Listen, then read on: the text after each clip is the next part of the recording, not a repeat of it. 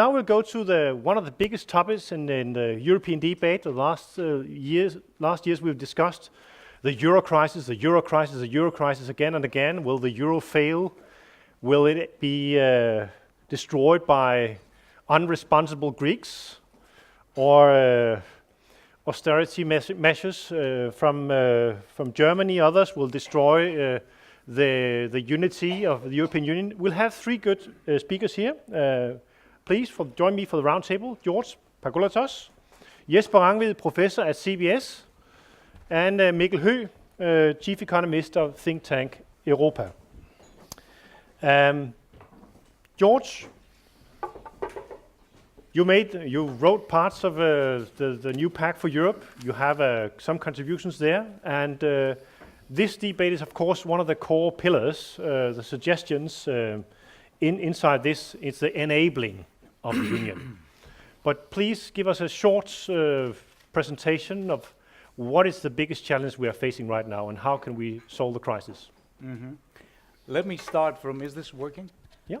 From the word stagnation, which is in this presentation. It seems to me that the greatest challenge that we are starting with is to overcome the legacy of what has been the Eurozone's greatest crisis. And in fact, for several countries, including my own, the equivalent of a Great Depression throughout the post-war period. And this legacy has to do with an enormous loss of human capital. The rates of unemployment and the rates of long-term unemployment suggest that these people who have been out of the job market for 2, 3, 4 years have probably lost the opportunity of normally re-entering the job market and building a proper career profile. So a set of very urgent policies have to be directed towards that problem. Then we have a very significant degree of disinvestment, which does not only have to do with the Eurozone periphery, it also has to do with the Eurozone at large. The investment gap has been calculated by several institutes. It is alarming.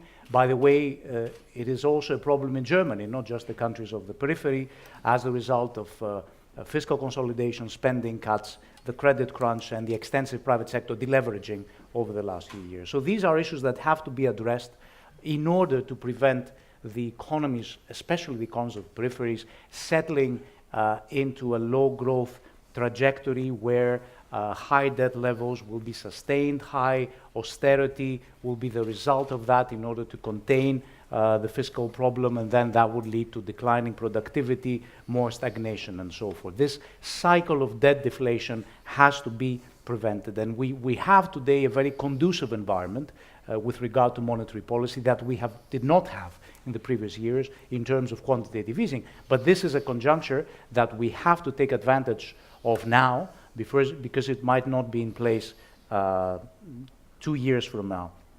The dynamics of stagnation have to do very much with the overall pro-cyclical policy mix that we've had in the Eurozone over the last 3 or 4 years.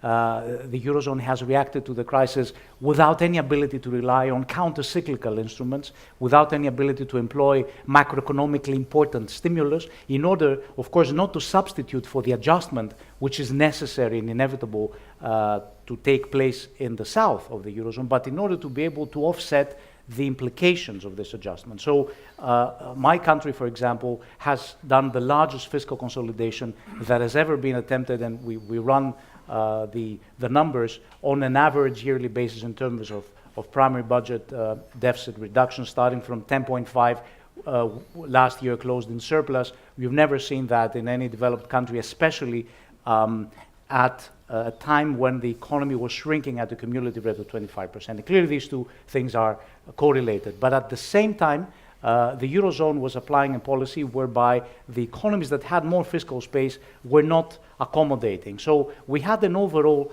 policy mix that was overall recessionary. And as a result of that, the Eurozone has lost important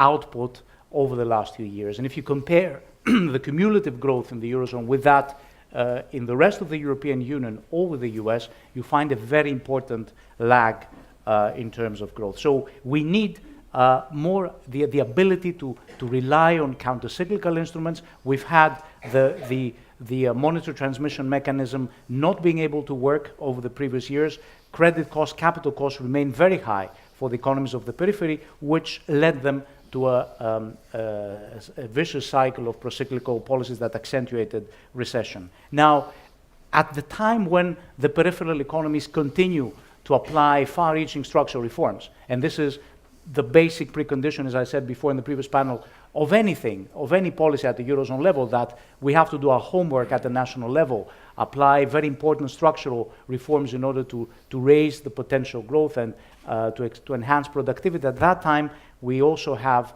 to be able to employ Eurozone level instruments that will allow for the Eurozone economy to grow altogether. And we have a very important investment package, the Juncker package, which, however, it is important, but it is, I would say, also very optimistic. I think that it relies on an excessive leveraging, almost unreal, in order to produce its results. We have the extremely fortunate environment of quantitative easing. The EIB could issue bonds that could be purchased by the European Central Bank as part of its quantitative easing program. We have a once-in-a-generation opportunity, zero interest rates, to launch the largest investment program that will help the European economy address the challenges of the next decade. And this is a once-in-a-lifetime opportunity. With the level of these interest rates, we have to grab this opportunity and not continue doing business as usual in order to address the investment gap that has been accumulated. Direct these resources to trans-European networks, infrastructures, digital networks, enhancing and deepening the single market, and also directing it towards addressing the extremely high unemployment rates in certain countries, in Spain, in Greece, Portugal, Italy. There has been a proposal on a European level unemployment insurance policy, or at least some sort of direct stimulus in order to address the problem of unemployment in cyclical terms in the periphery, while at the same time national policies take their toll in order to address structural unemployment. These things have to happen together in order to be able to prevent the emergence of a lost generation of people in the younger generation who will never be able to get a proper career track. And finally, let me say that it is urgent to fix our Eurozone. It is urgent to increase the control of the European Union over national policies whenever they are necessary, including structural reforms, but it is also important to promote the pillars of closer integration. Fiscal integration, we have to have the ability of the Eurozone to rely on its own budget, fiscal capacity, and direct these funds, investment funds, employment support funds, to areas that are asymmetrically hit by recession, when national budgets are not able to rely on such funds. This is what any macroeconomy is able to do. And finally, banking union, we need to move closer to banking union, a proper fiscal backstop, and a proper integration in order to break this vicious cycle between sovereigns and banking systems. And I'll stop here. I have more to say, but I'll keep them for later. You will. Good. Thank you very much, George. Jesper Rangvid, you were the chairman of the National Committee investigating the causes and consequences of the financial crisis here in Denmark, and you really know this stuff very deeply, and we are still struggling with the effects from that time. But how can we move beyond the crisis? Yeah, that's a good question. Thank you. I have a slide. Good. Come here. Yeah, like this. Some of you have probably seen something like that before. What does it show? It shows real GDP, normalized at 100 in 5 years before the crisis in 2004.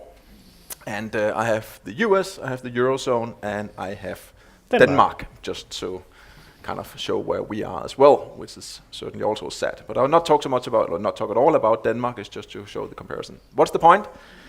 What you're seeing is that up until the crisis, the Eurozone and the US, they developed basically similar. It was the exact same economic development.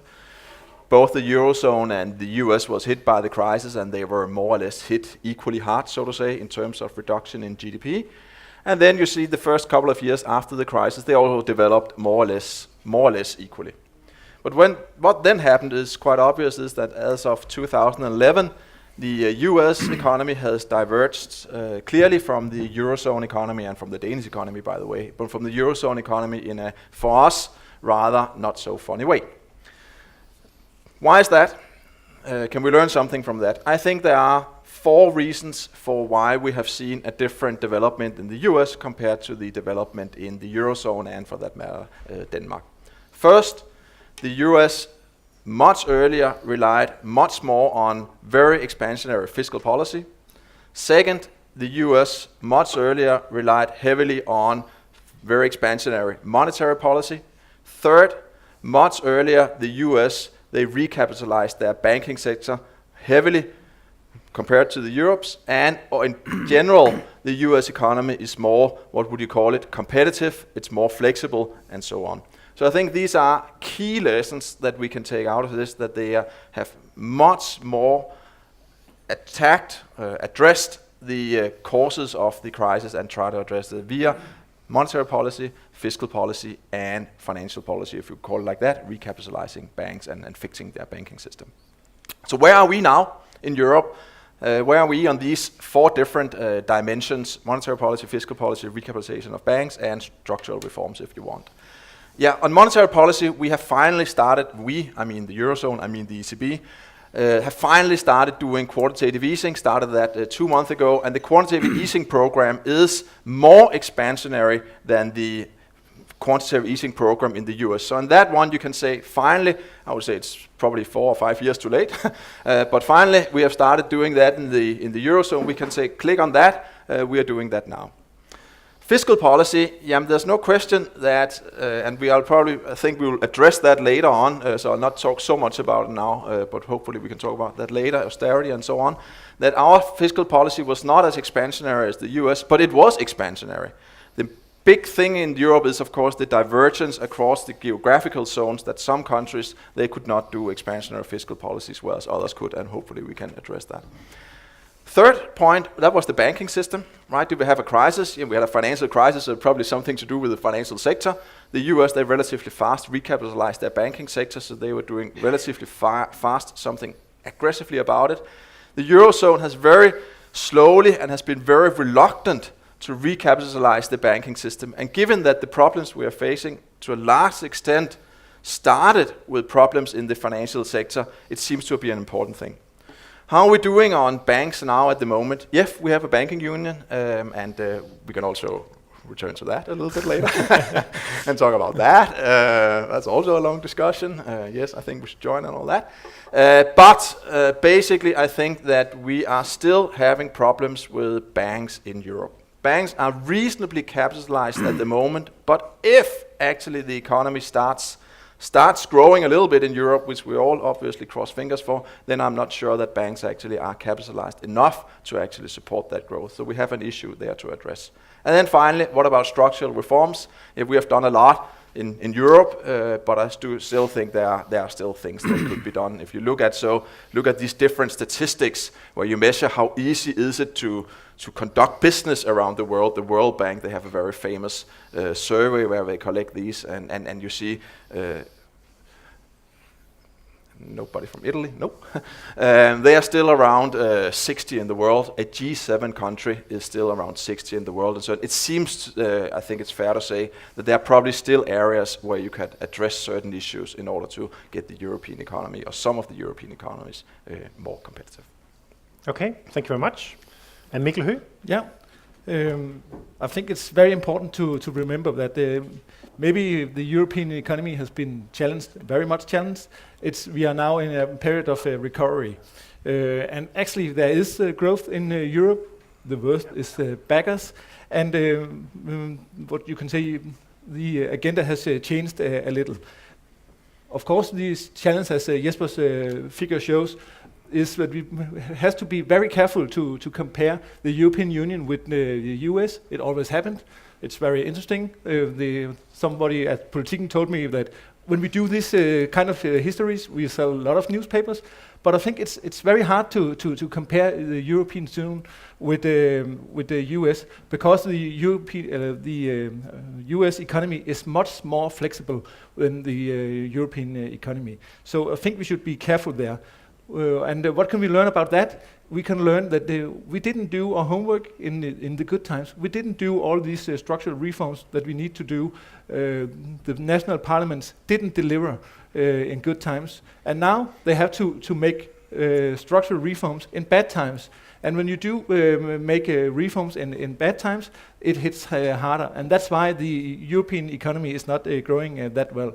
But I think it's very, very important to think about that we don't have to talk it down in what you can call a hull. If you look at this figure, it shows the long interest rates.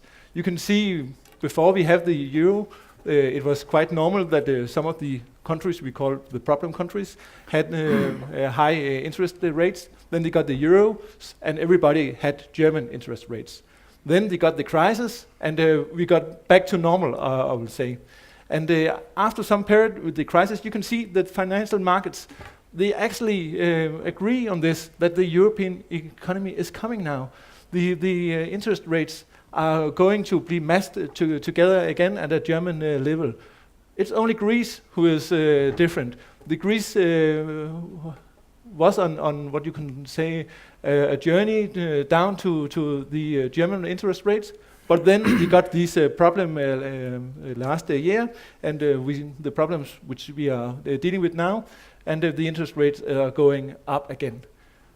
What we need is to think about that the Greece is a very special story for Europe. The Greece is not that big economy. It's too what you can say bulky in the debate, and we have to figure out a long-term solution for Greece.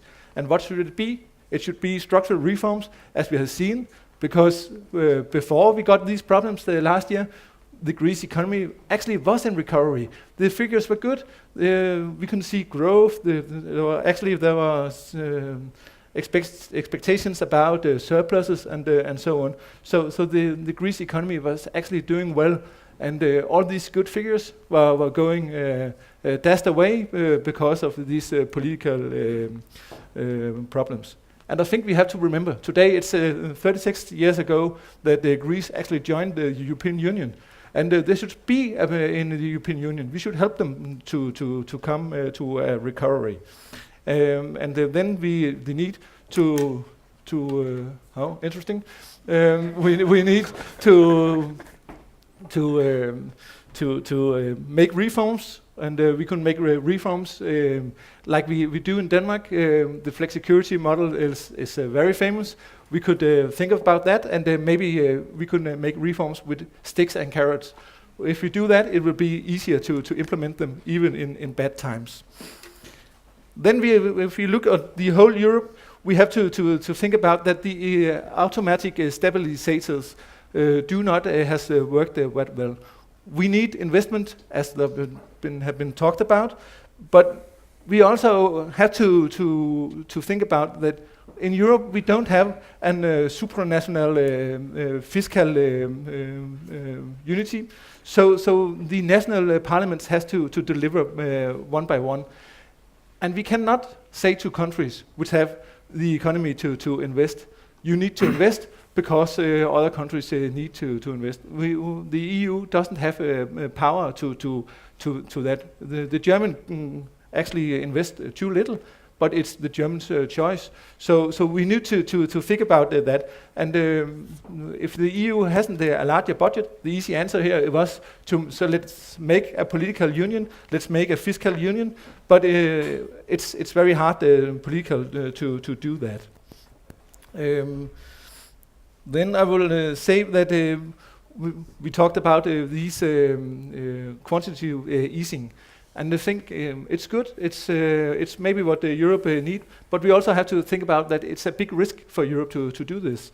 If we got what we measure, if we look on the inflation and we look at the core inflation is inflation without food prices and oil prices. A lot of this debate about deflation in Europe, it was driven by a huge fall in oil prices. If we didn't have if we had the same measure as we had in US, then the data will the red one, yeah. The red one, then the data will shows that the crisis in Europe wasn't that deep. The deflation debate was too heavy, I think. So that's we got what we measure, and I think the European economy is much better than when in its reputation.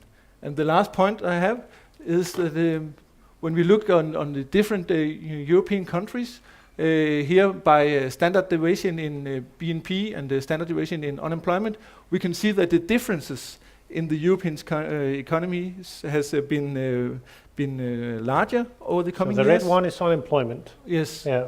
And the other one is GDP per capita. Yeah.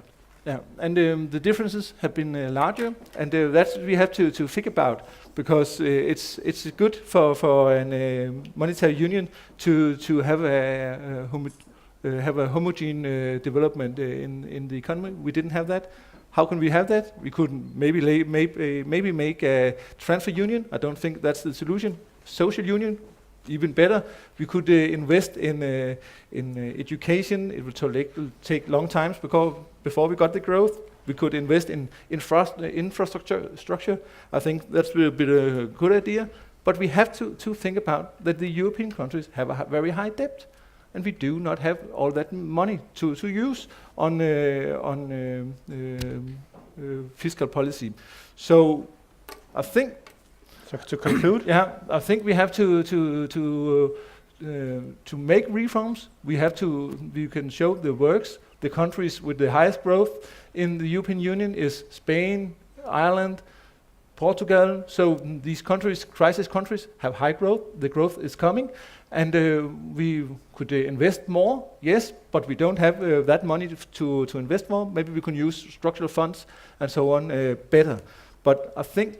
My last point is that we also have to get used to that the growth in Europe will be lower than it was before. okay, we have three different points of view, I think. There are some slight differences. There's also some agreements. I think I'll open up for questions, because I'm sure there are questions down here. Okay, Jens? Can we have a microphone?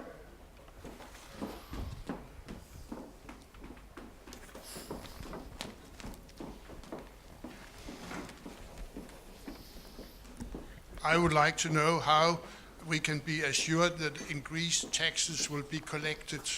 We all know that swimming pools should be taxed but are not taxed, etc. How will you, and in United States, the legal system could assure that the states collect money and respect their responsibilities. But in Greece, I think a lot of taxes have been unpaid. We know they have the 40-40-20 system of tax collection, 20 to the collector, 40 to the state, and 40 to the man who should have paid 100%. But how will you solve this problem? Because it really gives the Germans the thinking that there's no responsibility. Okay, George? Okay. Let's separate the facts from the stereotypes. When we ended up in the crisis, we had a totally messy state collection process, which justified the worst vilification of the Greek tax collection system. In fact, we had one of the most deplorably high rates of tax evasion. Over the last 5 years, one of the most spectacular areas of reform has been tax governance. And I could list you a number of measures. Why? Not because there was a voluntary initiative by the political system or by the taxpayers, but simply because Greece was subjected to a very demanding conditionality. This brought our tax collection system, I would say, to the mainstream of the Eurozone standard, and in fact, in many cases, better than that. For example, we do not have bank secrecy anymore. The state is able, and the tax collection authorities are able to go after the complete profile, including income, consumption profile, bank accounts both in the country and abroad, real estate holdings, etc., of any taxpayer. And we've had thousands, literally thousands of cases of tax evaders that are being prosecuted normally through our justice system. So we now have the tax governance that will allow us to claim that we are finally a European country. What we do not have is the growth that will be able to generate these taxes. And in fact, The problem, and we also do not have the kind of productive structure that will be able to generate the kind of tax revenue that we see in more advanced Western countries, because our production base is founded, is mainly relying on small and very small enterprises, micro-enterprises, who tend to make their profit margins through tax evasion and social insurance evasion. And the problem is that a positive conjuncture in the economy would have assisted this transformation, but during a recession, the only way that many of these small, very small firms can survive is by continuing to tax evade. So I would say that the results of that will be visible from the moment the economy recovers. We are already collecting much more taxes, and we have thousands of financial criminals behind bars or under a process of prosecution. Okay, good. Katarina? Katarina Juselius, I'm a professor emeritus at the Copenhagen University. And it's a comment to Jesper, and in particular to the first graph or the first chart, showing that the US GDP has grown much more than the European and Danish ones, which I think is true. But it also covers the fact that a lot of that growth is actually growth in low-income, poorly paid wages and so on, and has resulted in the unfortunate fact that the inequality in US has continued to grow, which I think is not anything that we should try to copy for Europe. And you also mentioned about the capitalization of banks, and which they also, I mean, US put a lot of enormous money into the banks.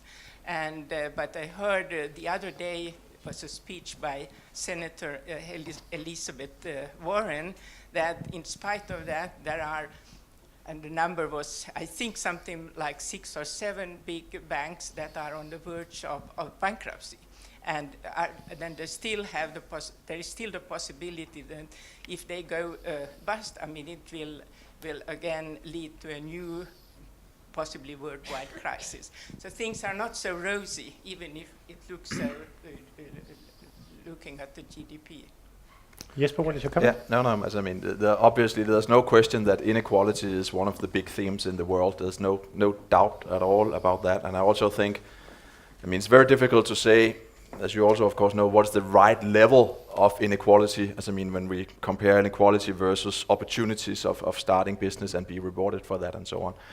My personal opinion is obviously that the US seems to be a little bit too much in some sense. The median worker has not received a real income increase over the last 30 years. All economic growth has been basically at the richest 1% or 5% and so on. And we now have a large number of studies, obviously, that show that when inequality becomes too large, it can be a hindering to growth. So I agree on that. The question, so when we look a little bit more about, I mean, what has happened after the crisis and so on, and then we can say, okay, so one of the reasons why we see this difference, I think, is the monetary policy, right? So that the US started on doing QE, quantitative easing, much earlier and to a much larger extent than Europe. And then you can say, what happens when you do quantitative easing? You push down interest rates and you push up stock prices, because investors, they don't want to buy bonds where they don't get an interest rate, they buy stocks, and you push up stocks. Who owns the stocks? The ones that owns the stocks, they are the ones with the wealthy ones, they own the stocks. So you can say a big discussion at the moment in monetary policy is this. Okay, you do quantitative easing, and you do that because you want to increase general growth by helping investments and so on. But one of the side effects of that is that you probably also raise inequality, because the capital gains, they mainly go to the wealthy part of the economy. And then you can ask yourself, okay, does that mean that you should not do quantitative easing? And there I still have to say that I agree with the central bankers, in the sense that they say, if we don't do quantitative easing, then the economy, and probably in particular the poor, if you want, or the low income group, they would probably suffer even more. So I think it's always this, I mean, so you do quantitative easing, and you thereby, to a large extent, also the benefit the wealthy ones, but I think I do think it would be worse not to do quantitative easing, but I think it helps the economy. Okay. In terms of the sorry. recapitalizing of the banking sector, I mean, I think in general, everybody else than bankers, and I know that I can see that Jim Snap is sitting down there, and he's a board member in the Danske Bank. But I think many other people would like to see banks well capitalized in general, and bankers they are not so happy about. No, they are happy about it, but probably not to the extent that regulators sometimes will. Main point being that I think when you compare Europe banking system and you compare US banking system, I think there's no question that you can, when you take the average level in some sense, that the European banking system is not as robust as the US banking system. There are banks in Europe that are very well doing, actually, I don't want to, but actually Danske Bank is doing fine and so on. There are many banks, the Scandinavian banks are looking pretty solid and so on, but there are lots of Southern European banks that still face big problems. Okay. Yeah. Good. Short comment. Yeah, I just like to add to this figure before we are falling too much in love in it, is that some of the growth is actually growth in the population. So if you take the BNP per capita, the difference between the countries isn't that big. I think it's very important to remember. Okay, we have a question here and a question. Yes, a question. My question is a lesson to be learned that we should have a more Keynesian policy than the German austerity, and shall we in future have a closer fiscal cooperation along the lines of the monetary policy? Thank you. Okay, George? I think it is important to embed a certain degree of counter-cyclicality in the Eurozone architecture. What do I mean by that? We ended up in this mess because first we did not tighten monetary policy when the bubbles were being created. We did not tighten financial policies where bubbles in the banking and real estate sectors were being created, and we did not impose fiscal discipline when the economies were growing. In Greece, for example, we had a growth rate of 3.5 on average in the period up to 2008, and yet Greece was producing primary budget deficits. So the problem is that we do not impose enough discipline in good times, and then we over-discipline in bad times, which is again self-defeating. Because if an economy is shrinking at an average yearly rate of 6% or 5% of recession, as we have had in the South, it is foolish on top of that to further cut and to front-load fiscal consolidation with huge expenditure cuts and tax pay, because obviously in such a recession, your tax revenues are going to shrink anyway, and your spending will have to be higher in order to be able to accommodate for the rising number of unemployed. So if on top of that, you try to meet an extremely ambitious fiscal target, at the end of the day, you end up with a problem of debt deflation. Your debt to GDP ratio rises to an uncontrollable level, and this puts you into a vicious circle. And it was mentioned before, the low inflation rate, on an average in the Eurozone inflation rate of 0.5%, you cannot have readjustment of the peripheral economies, because the peripheral economies need to adjust in terms of competitiveness. They haven't completed this adjustment. Spain, Portugal, Greece, Italy. And at an average Eurozone inflation of close to zero, this means that the only price adjustment that they can have will have to be in deflation. And democracies are not very keen to deflation. Sometimes if you apply a lot of deflation, they end up producing very radical and ugly political results. Good. And Jesper? sometimes they vote for them in government as well. Yeah. Jesper, go. Short. I mean, Keynesian, I very much agree on what was said here in the sense that if Keynesian means being more expansionary, having more expansionary fiscal policy in recessions, but then, and that's the point that you emphasized, not having that expansionary fiscal policy in expansions, and then I think it's a lesson to be learned in the sense that when there's a recession, it does seem to be the case that the expansionary fiscal policy is in some sense a good thing. But the point is, of course, how do you make sure that you restore balances afterwards, and we have had problems with that. I think that's the kind of short answer, at least my short answer to that. The more general terms, what does that imply for Europe and the situation we're in and the crisis and so on? I think, as I mentioned, I think that the fact that the US had a more expansionary fiscal policy right after the crisis has helped the US. I'm reasonably sure about that. That being said, was it so contractionary, the fiscal policy in Europe? That I don't think either. I think we should take a little bit care here and then say, what do we actually mean by contractionary? What is it actually that we mean by contractionary fiscal policy? Because when you look at, for instance, the deficit, I mean, the deficit in Spain has been very large. The deficit in France is still large. They are continuously breaching the growth pact, and nothing happens to that. If a small country does that, then something happens. But France, no problem. They are at the spring forecast. They are still forecast to have a 4% deficit, which is above the 3. So I think we should take a little bit care. I think the main thing with fiscal policy in Europe is the geographical differences. Spain has to cut at some point. Greece had to cut at some point. France will have to cut at some point. They will have to bring their deficits down. There's no way around that. What we should look a little bit more at is, of course, Germany. Germany, they have a huge saving surplus. They have a go for a balanced budget. And if you are in a monetary union, somebody has to get the spending going when others they cut. Okay, and we'll have one short question and then a short answer from here. Because we'll have to move. Thank you very much. Jens Ledford, University of Copenhagen. I'm going to ask about the fueling of the enabling Europe. You've talked about cuts, structural reforms, very difficult to obtain, but it's quite easy to demand. But what about increasing earnings? I agree that the problem is about investment, the public investments. We can talk about that, where does it come from? But it's always attracting money, attracting investments from outside. There's about competitiveness. I want to ask you, on an issue like TTIP, which offers at least some jobs, could that be part of the solution? It's very controversial. And on Juncker plan, it's over-optimistic, but isn't it? I mean, how can we actually make this idea work? Bueno, short questions. Yep. Several questions. Yes, I think the Juncker's plan is a good idea. No question about that. I also think there's also no question about that it's way too optimistic that you can leverage public money 15 times.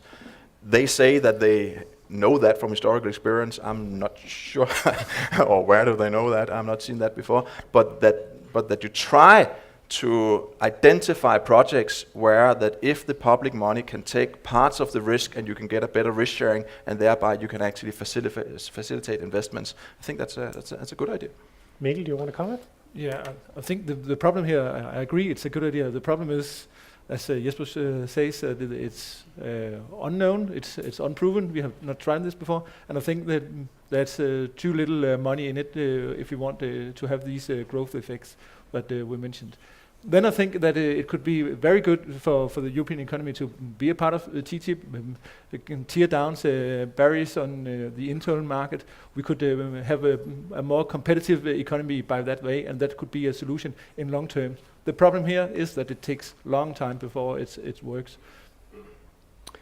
Okay, I think I'll close the session here. We'll have to move on to the next session. Thank you very much to George, Jesper, and Mikkel. Thank you very much. Thank you.